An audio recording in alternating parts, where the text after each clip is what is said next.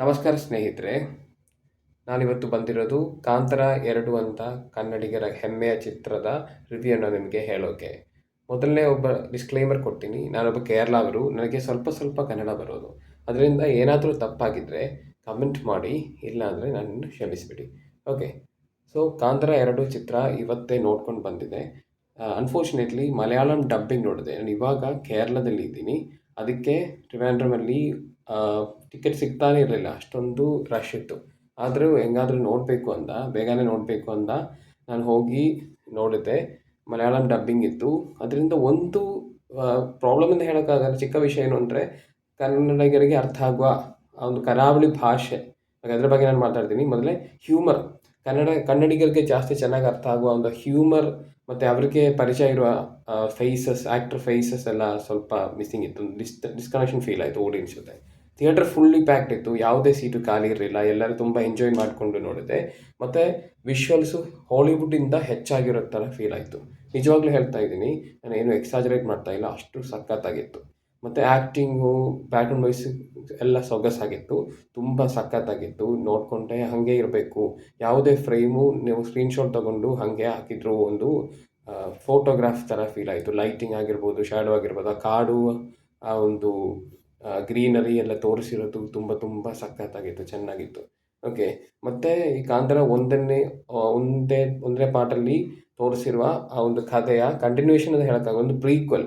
ಅದಕ್ಕೆ ಆಗಿನ ಕಾಲದಲ್ಲಿ, ಮುಂದಿನ ಕಾಲದಲ್ಲಿ ಪ್ರೀಕೊಲೋನಿಯಲ್ ಅಂದರೆ ಬ್ರಿಟಿಷ್ ಅವರು ನಮ್ಮನ್ನು ಬಂದು ಆಳ್ವಿಕೆ ಮಾಡೋದಕ್ಕೂ ತುಂಬ ಹೆಚ್ಚು ವರ್ಷಗಳ ಹಿಂದೆ ಏನು ನಡೆದಿದೆ, ಈ ದೇವರು ಹೆಂಗೆ ಬಂದೆ, ಕನ್ನಡ ಒಂದನೇ ತೋರಿಸಿರೋ ಪಂಚುರುಳಿ, ಗುಳಿಗ ದೇವರೆಲ್ಲ ಹೆಂಗೆ ಬಂದೆ, ಅವರು ಹೇಗೆ ಈ ಜನರನ್ನು ಕಾಪಾಡ್ತಾ ಇದ್ದಾರೆ, ಆ ಜಾಗವನ್ನು ಕಾಪಾಡ್ತಾ ಇದ್ದಾರೆ, ಇದನ್ನೇ ತೋರಿಸಿರೋದು. ತುಂಬ ಸಖತ್ತಾಗಿತ್ತು. ಸ್ಟೋರಿ, ನರೇಷನ್ ಎಲ್ಲ ಇದೆ. ಸ್ವಲ್ಪ ವಿಷಯಗಳಿದೆ. ಆದರೆ ನನಗೆ ಇನ್ನೊಂದು ಸಲ ಈ ಮೂವಿಯನ್ನು ಕನ್ನಡದಲ್ಲೇ, ಕನ್ನಡ ಆಡಿಯನ್ಸ್ ಜೊತೆ ಕೂತ್ಕೊಂಡು ನೋಡಬೇಕು ಅನ್ನೊಂದು ಆಸೆ ಇದೆ. ಇವಾಗ ಕೇರಳ ಆಡಿಯನ್ಸ್ ಜೊತೆ ಕೂತ್ಕೊಂಡು ಸಿಕ್ಕಿದ್ದು ಒಂದು ಅನುಭವ. ಆದರೆ ನನಗೆ ಕರಾವಳಿ ಭಾಷೆ ಅಂದರೆ ತುಂಬ ಇಷ್ಟ. ಮಲಯಾಳಮಲ್ಲಿ ಸಿಗುವ ತುಂಬ ಪದಗಳು ಇದ್ದಾವೆ. ಮತ್ತು ಅವರ ಆ್ಯಕ್ಸೆಂಟ್ ನನಗೆ ತುಂಬ ಇಷ್ಟ.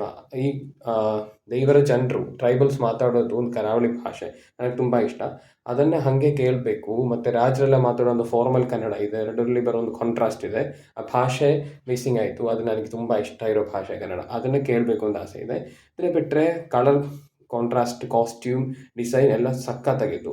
ಆಗಿನ ಕಾಲದಲ್ಲಿ ಬರೋ ಕಥೆಗಳನ್ನು ನಾವು ತುಂಬ ಚಿತ್ರಗಳೇ ನೋಡಿದ್ವಿ. ಆದರೆ ಕೆಲವು ಚಲನಚಿತ್ರಗಳು ಏನಾಗುತ್ತೆ ಅಂದರೆ, ಅದನ್ನು ಜಾಸ್ತಿ ಎಕ್ಸಾಜರೇಟ್ ಆಗುತ್ತೆ, ತುಂಬ ಬ್ರೈಟ್ ಆಗಿ ಹೋಗುತ್ತೆ, ಒಂಥರ ನಾಟಕ ಥರ ಫೀಲ್ ಸಿಗುತ್ತೆ ನಮಗೆ.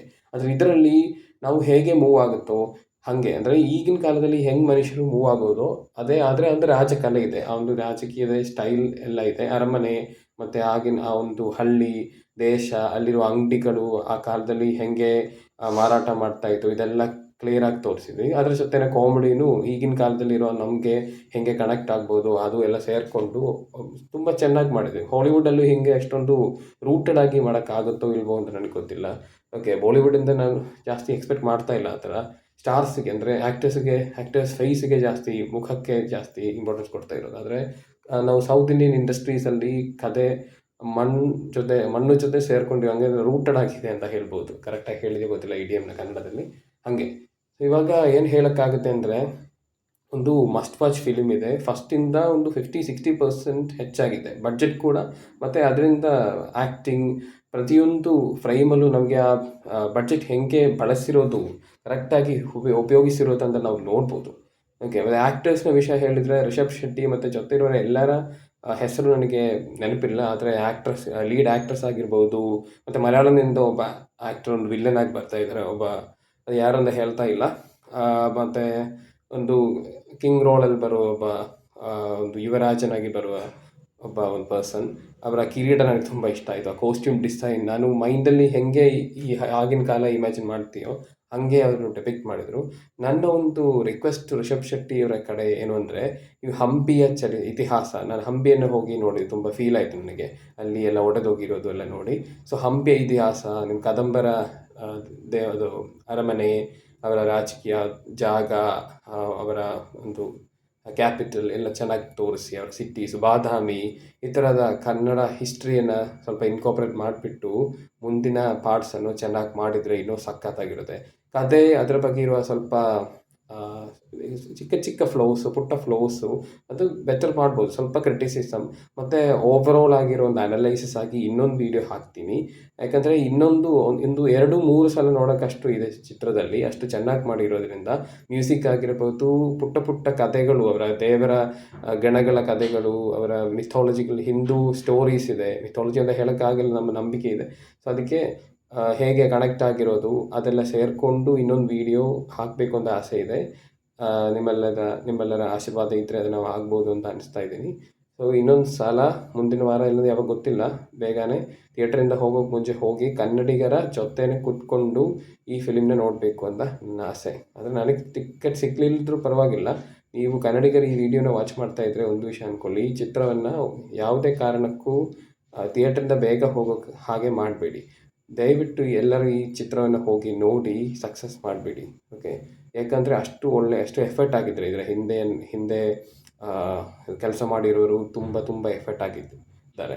ಅದೇ ನಾನು ಹೇಳ್ತಾ ಇರೋದು. ರಿಷಬ್ ಶೆಟ್ಟಿಯವರಾಗಿರ್ಬೋದು, ಡೈರೆಕ್ಷನ್, ಆ್ಯಕ್ಟಿಂಗ್, ಅವರ ದೇವರು ಒಳಗಡೆ ಬರುವ ಸೀನ್ಸ್ ಎಲ್ಲ ನಾವು ಮೊದಲ ಮೂವಿಯಲ್ಲಿ ನೋಡಿ ನೆನಪಿರ್ಬೋದು. ಅಷ್ಟು ಚೆನ್ನಾಗಿದೆ, ಅಷ್ಟು ಸಖತ್ತಾಗಿತ್ತು. ಆ ಫಿಲ್ಮ್ ನೋಡಿದರೆ ನಿಜವಾಗ್ಲೂ ಅವರ ಒಳಗಡೆ ದೇವರು ಬಂದಿದೆಯೋ ಇಲ್ವೋ ಅಂತ ಒಂದು ಸಂದೇಹ ಬರುತ್ತೆ, ನಮಗೆ ಡೌಟ್ ಬರುತ್ತೆ. ಆದರೆ ಅದಕ್ಕೆ ನಮಗೆ ಈ ಸೆಕೆಂಡ್ ಪಾರ್ಟಲ್ಲಿ ತುಂಬ ಸಲ ಬರ್ತಾರೆ ಹಂಗೆ.